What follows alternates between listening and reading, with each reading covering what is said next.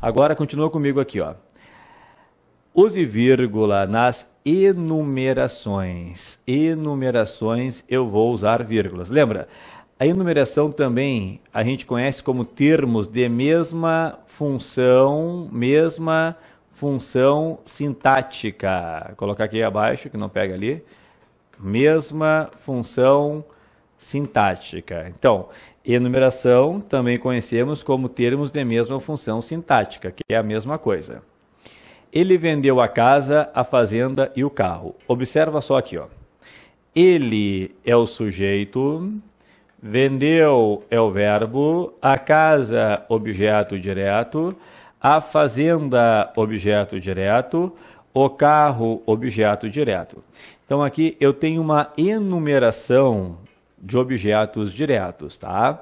Se eu tenho uma enumeração de objetos diretos, eu vou colocar vírgula e vírgula.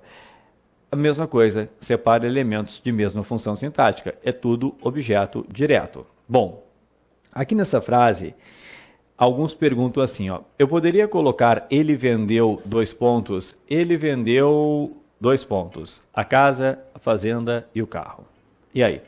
Ele vendeu dois pontos, a casa, a fazenda e o carro. Posso ou não posso? Não posso. Por que não? Lembra do início?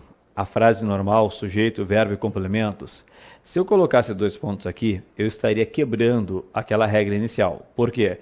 Porque dois pontos aqui está quebrando o complemento de vendeu, que é a casa. A casa é complemento verbal de vendeu. Ah, então, nem pensar, eu sei que dá vontade, mas eu não posso colocar dois pontos.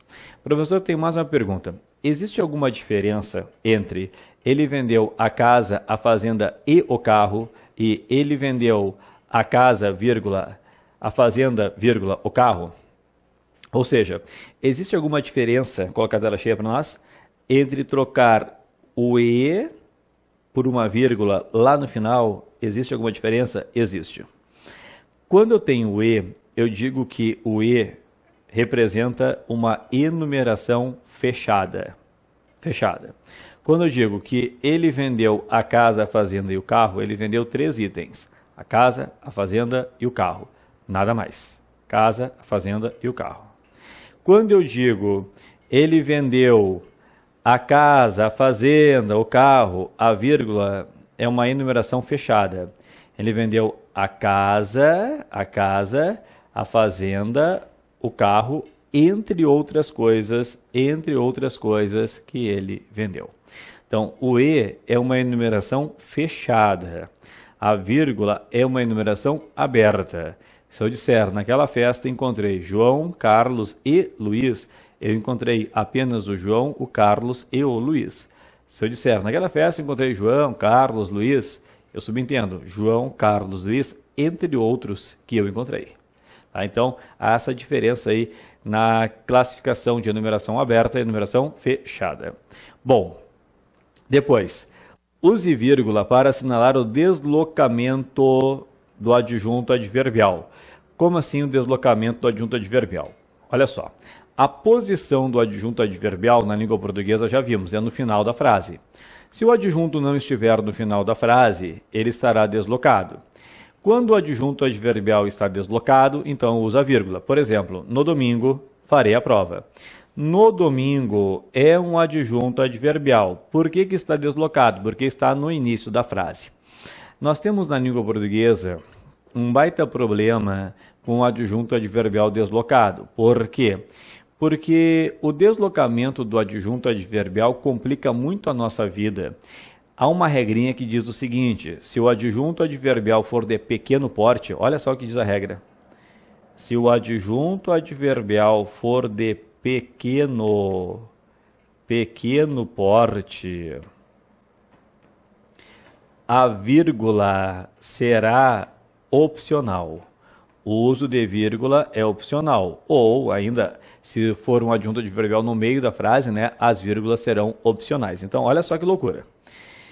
Adjunto adverbial de pequeno porte, a vírgula é opcional. Aí vem a dúvida. No domingo farei a prova.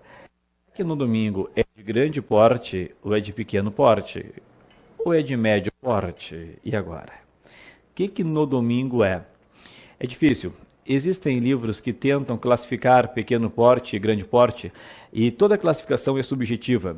Por quê? Porque pequeno é um adjetivo na língua portuguesa.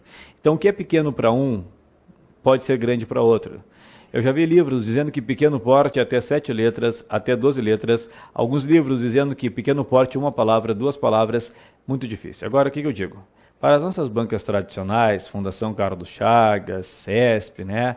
As bancas tradicionais, todas as bancas que fazem concurso habitualmente, consideram a vírgula do adjunto adverbial opcional. Então, mesmo aqui no domingo, esta vírgula não vai ser obrigatória, esta vírgula será opcional. Tá? Por quê? Porque ninguém sabe direito o que é grande porte e o que é pequeno porte. Então, no domingo, ali, a vírgula é opcional. Posso colocar, como posso não colocar. No domingo, farei a prova com vírgula ou sem vírgula, não há problemas ali. Tudo bem? Então, cuidado, tá? Quando o adjunto adverbial estiver no meio da frase, por exemplo, farei no domingo a prova, aí é o seguinte, ou o adjunto adverbial vem entre vírgulas, farei, vírgula, no domingo, vírgula, a prova, ou ele vem sem vírgulas. O que eu não posso fazer é, quando o adjunto estiver no meio da frase, colocar apenas uma vírgula, né? Farei, vírgula, no domingo a prova, está errado. Ou farei no domingo, vírgula, a prova, está errado. Ou eu coloco, farei no domingo a prova, sem vírgulas, ou eu coloco, farei, vírgula, no domingo, vírgula, a prova. Tá bem? Ou é entre vírgulas, ou é sem vírgulas. Uma só não cabe, uma só não pode. Ok? Tá valendo aqui? Perfeito?